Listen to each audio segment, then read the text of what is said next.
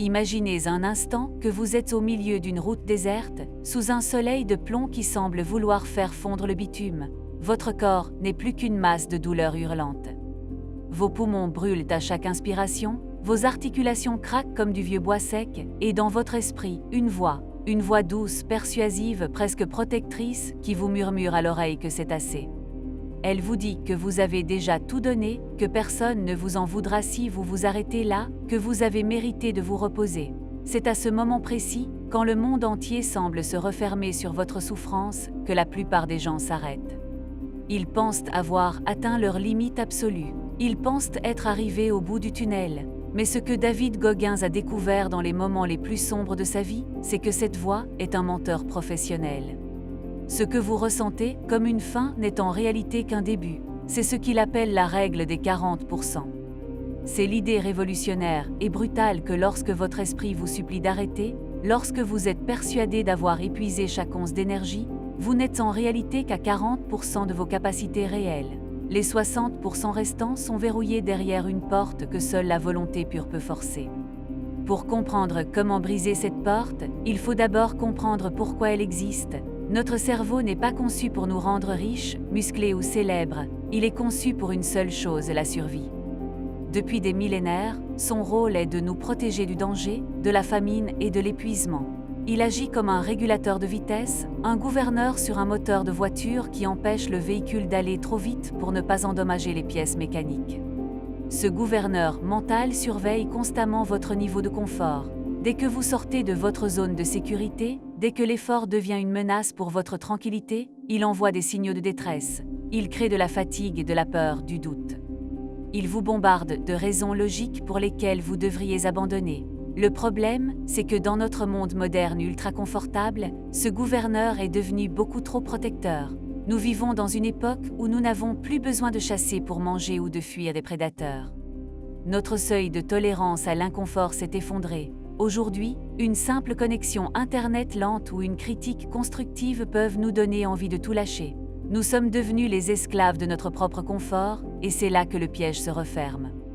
En écoutant ce gouverneur, nous laissons 60% de notre vie sur la table. Nous mourrons sans jamais avoir rencontré la personne que nous aurions pu devenir. David Goggins n'est pas né avec un mental d'acier. Au contraire, il est né dans un environnement qui aurait dû le briser définitivement.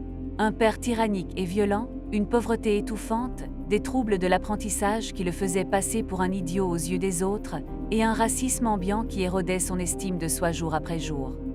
À 24 ans, il pesait près de 150 kilos. Il passait ses nuits à pulvériser des cafards dans des restaurants miteux pour un salaire de misère, rentrant chez lui pour s'empiffrer de milkshakes et de beignets devant la télévision. Il était l'incarnation même de l'échec. Il était celui qui avait écouté son gouverneur mental chaque jour de sa vie. Chaque fois que c'était trop dur, il fuyait. Chaque fois qu'il fallait faire un effort, il trouvait une excuse. Il s'était construit une identité de victime, se plaignant de sa génétique, de son passé et de sa malchance. Mais un soir, tout a changé. En regardant un documentaire sur les Navy Seals, il a vu des hommes traverser l'enfer avec le sourire. Il a vu des hommes qui semblaient posséder une force qui n'était pas de ce monde. À cet instant, il a ressenti une honte si profonde qu'elle est devenue son moteur. Il s'est regardé dans le miroir et il a arrêté de se mentir. Il a réalisé que personne ne viendrait le sauver. S'il voulait sortir de ce gouffre, il devait apprendre à ne plus jamais abandonner, peu importe la douleur. C'est là que commence la véritable transformation. La plupart des gens cherchent la motivation dans des vidéos inspirantes ou des discours positifs. Mais la motivation est un sentiment fugace, elle va et vient comme la météo. Ce que Goggins prône, c'est l'obsession. C'est la capacité à rester dans le combat quand la motivation a disparu depuis longtemps. Pour y arriver, il a dû apprendre à dompter son propre esprit. Il a compris que pour recalibrer son gouverneur mental, il fallait lui prouver, petit à petit, qu'il se trompait. Il a commencé par les choses les plus simples, comme faire son lit ou nettoyer sa chambre, même quand il n'en avait aucune envie. Chaque petite victoire était un message envoyé à son cerveau, « C'est moi qui commande, pas toi ». C'est ce qu'il appelle la création d'un esprit calleux. Tout comme la peau de vos mains s'épaissit et devient résistante après des heures de travail manuel, votre esprit peut se renforcer par une exposition répétée à l'effort et à l'inconfort. Si vous fuyez la difficulté, votre esprit reste fragile, vulnérable à la moindre contrariété.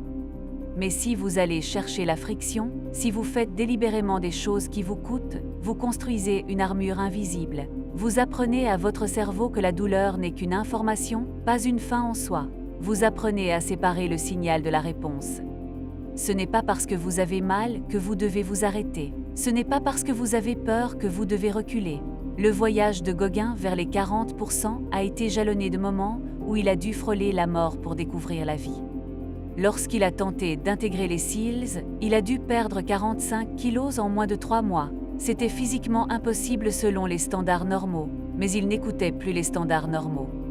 Il courait des kilomètres avec des fractures de fatigue, il nageait jusqu'à l'épuisement total, il s'entraînait jusqu'à ce que son corps lâche. Et chaque fois qu'il pensait avoir atteint sa limite, il poussait un peu plus loin. Il découvrait que le réservoir humain est bien plus profond que ce qu'on nous apprend à l'école.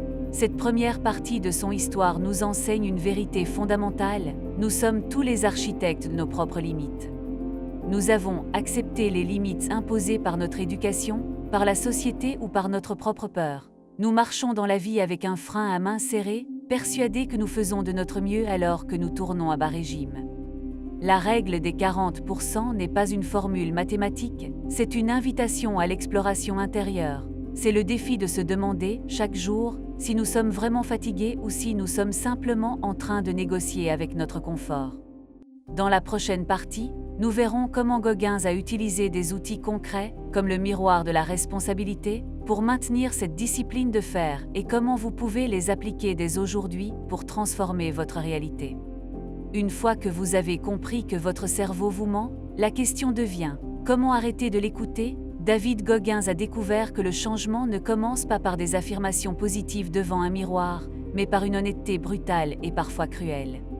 C'est ce qu'il appelle le miroir de la responsabilité. À l'époque où il pesait 150 kilos, Gauguin se regardait dans la glace et ne se disait pas que tout irait bien. Il se regardait et se disait la vérité, « Tu es gros, tu es paresseux et tu es un menteur ». Pour beaucoup, cela semble excessif ou même toxique, mais pour Gauguin, c'était la seule façon de briser l'illusion. Si vous vous dites que vous faites de votre mieux alors que vous savez pertinemment que vous avez passé 3 heures sur votre téléphone au lieu de travailler, vous nourrissez le gouverneur de votre cerveau. Vous lui donnez la permission de rester dans la médiocrité.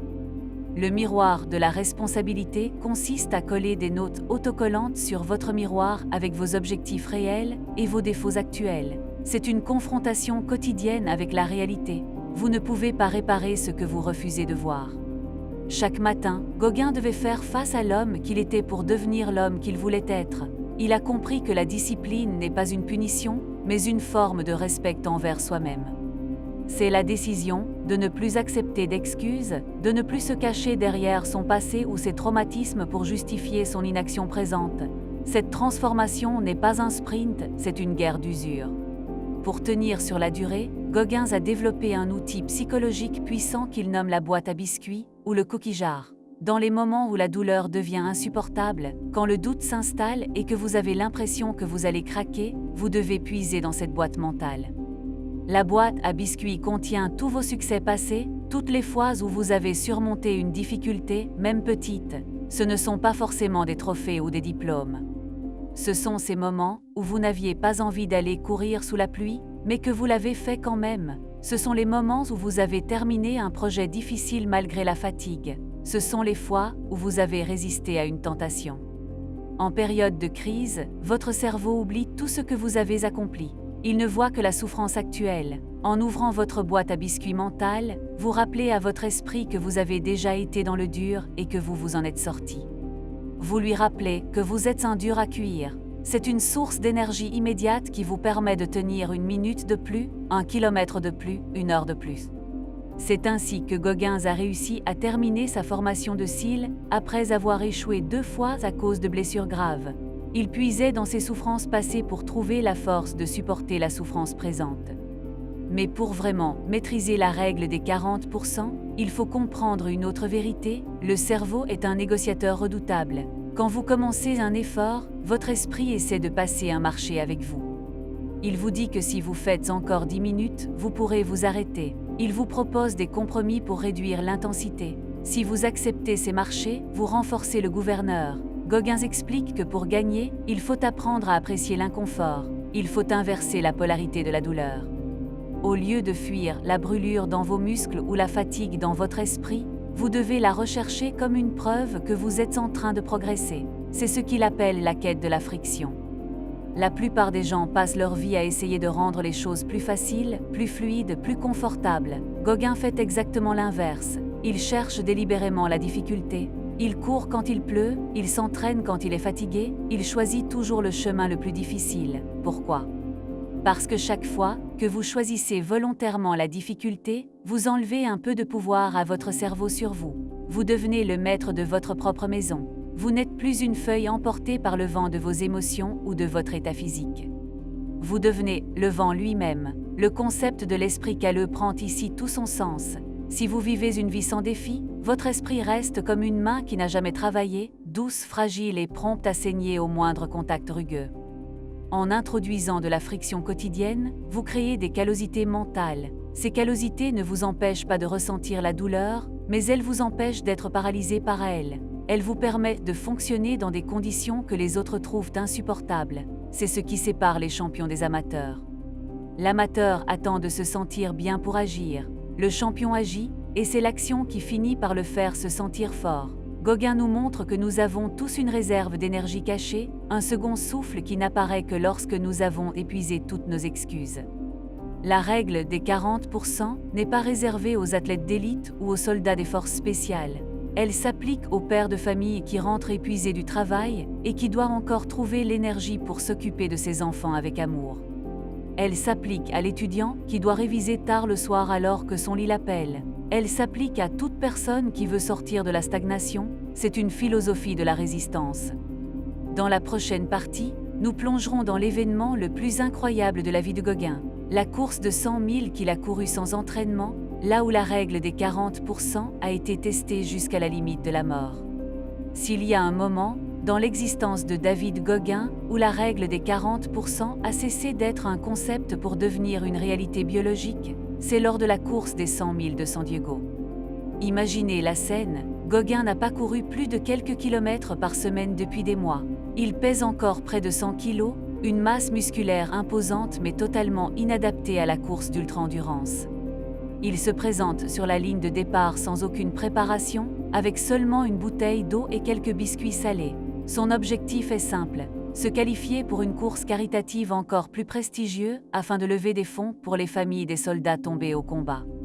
Mais le corps humain a ses propres lois, et au bout de 70 km, ces lois ont commencé à s'appliquer avec une violence inouïe. À ce stade, la plupart des athlètes entraînés commencent déjà à flancher. Pour Gauguin, c'est le début d'un cauchemar éveillé. Ses pieds sont en sang, ses reins commencent à lâcher, et il urine littéralement du sang. Ses os subissent des micro-fractures à chaque foulée sur le bitume brûlant. C'est là, sur une chaise de camping au bord de la route, incapable de se lever, que le gouverneur de son cerveau a pris la parole avec une force absolue. Il lui disait « Tu vas mourir, ton corps est en train de se détruire, arrête-toi maintenant et tu seras encore en vie demain. » C'est à cet instant précis que Gauguin a dû prendre la décision la plus importante de sa vie. Il ne s'agissait plus de sport, mais d'une lutte pour l'âme. Il s'est souvenu de sa boîte à biscuits. Il s'est rappelé les 3 semaines d'enfer des Navy Seals qu'il avait surmontées. Il s'est rappelé l'enfant maltraité qu'il était et le chemin parcouru. Il s'est levé. Dans cet état de défaillance physique totale, il a découvert que la douleur a un plafond. Une fois que vous avez atteint le maximum de la souffrance, elle ne peut plus empirer. Elle devient un bruit de fond, une mélodie monotone avec laquelle vous pouvez apprendre à danser. Il a commencé à courir de nouveau, non pas avec ses muscles, mais avec une volonté qui semblait puiser sa source en dehors de son propre corps. C'est le moment où il a franchi la barrière des 40%. Il a découvert que derrière l'épuisement total se cache un réservoir d'énergie quasi mystique. Son esprit a pris le contrôle total de sa machine biologique. Il a terminé ses 100 000 en moins de 24 heures. Lorsqu'il a franchi la ligne, il n'était plus le même homme. Il avait prouvé que les limites que nous nous imposons sont des constructions mentales destinées à nous garder petits et en sécurité. Cette expérience nous apprend que nous passons notre vie à négocier avec nous-mêmes pour éviter de souffrir. Nous nous arrêtons dès que nous ressentons une gêne, convaincus que nous avons atteint notre maximum. Mais le maximum n'est pas une sensation physique, c'est une décision mentale. Gauguin utilise souvent la métaphore du combat contre soi-même.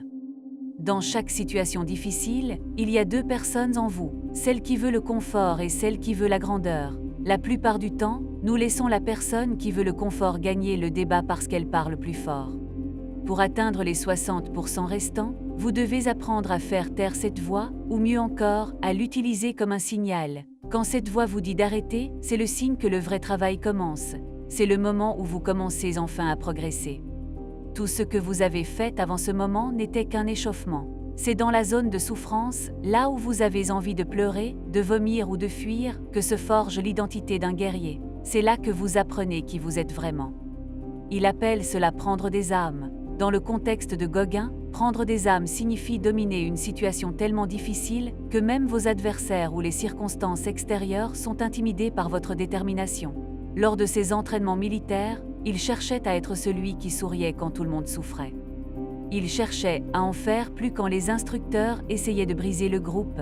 En faisant cela, il ne gagnait pas seulement sur les autres, il gagnait sur sa propre faiblesse. Il transformait la souffrance en une source de pouvoir.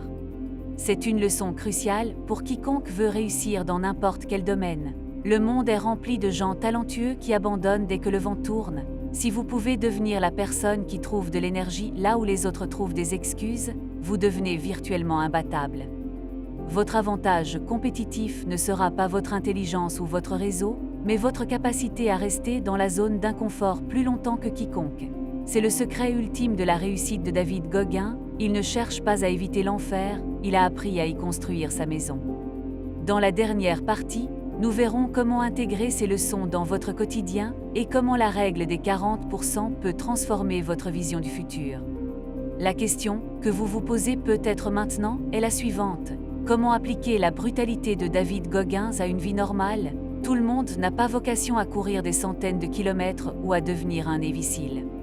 Mais la règle des 40% n'est pas une question de performance athlétique, c'est une question de standard personnel. La plupart d'entre nous vivons une vie de compromis. Nous acceptons un travail qui nous ennuie, des relations qui nous affaiblissent et un corps que nous ne respectons pas, tout cela parce que le chemin pour changer semble trop douloureux. Nous sommes devenus des experts pour négocier notre propre médiocrité. Intégrer la philosophie de Gauguin, c'est décider, ici et maintenant, que le confort est votre ennemi numéro 1. Cela commence par des actions que personne ne voit. Cela commence par se lever quand l'alarme sonne, sans appuyer sur le bouton de répétition. Cela continue par finir cette tâche difficile au travail au lieu de la remettre au lendemain. C'est choisir de dire la vérité quand un mensonge serait plus facile. Chaque fois que vous faites ce qui est difficile, vous apposez une callosité sur votre esprit. Vous construisez une confiance en vous qui ne repose pas sur des pensées positives, mais sur des preuves tangibles de votre propre force. Le véritable danger de notre époque est la recherche constante de la motivation. Nous attendons d'avoir envie de faire les choses. Gauguin nous rappelle que l'envie est un luxe que vous ne pouvez pas vous permettre si vous visez l'excellence. Vous devez être capable de fonctionner au maximum de vos capacités quand vous vous sentez au plus bas. C'est cela, la maîtrise de soi. C'est la capacité à détacher vos actions de vos émotions. Si vous ne travaillez que les jours où vous vous sentez bien, vous ne travaillerez jamais assez pour atteindre vos objectifs. La règle des 40% vous donne la permission d'échouer, mais elle vous interdit d'abandonner.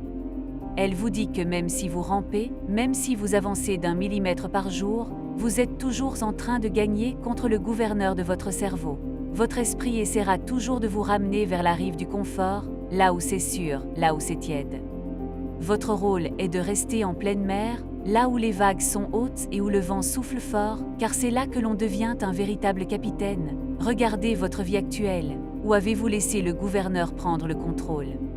Dans quel domaine de votre existence vous êtes-vous convaincu que vous aviez atteint votre limite? Est-ce votre carrière, votre santé, ou peut-être votre capacité à apprendre une nouvelle compétence? Identifiez cette zone et décidez d'y injecter de la friction dès aujourd'hui. Ne cherchez pas à tout changer en une nuit, cherchez simplement à dépasser les 40%. Quand votre cerveau dit « je suis fatigué », répondez-lui « d'accord, on fait encore 10 minutes ». C'est dans ces 10 minutes supplémentaires que se trouve votre liberté. C'est là que vous commencez à posséder votre propre vie. Le monde n'a pas besoin de plus de gens confortables, il a besoin de gens qui ont retrouvé leur feu intérieur, des gens qui savent que la souffrance n'est qu'un tunnel vers une version supérieure d'eux-mêmes. Vous avez en vous une puissance que vous n'avez même pas encore effleurée. Vous avez 60% de potentiel qui attendent que vous fassiez le premier pas dans l'inconfort. En conclusion, l'histoire de David Gauguin n'est pas celle d'un surhomme. C'est l'histoire d'un homme brisé qui a refusé de rester à terre.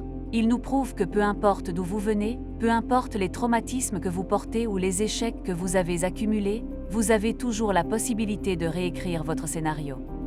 Le miroir de la responsabilité vous attend ce soir, ne le fuyez pas. Regardez-vous dans les yeux et demandez-vous si vous êtes fier de l'homme ou de la femme que vous voyez. Si la réponse est non, tant mieux, c'est le point de départ de votre nouvelle vie.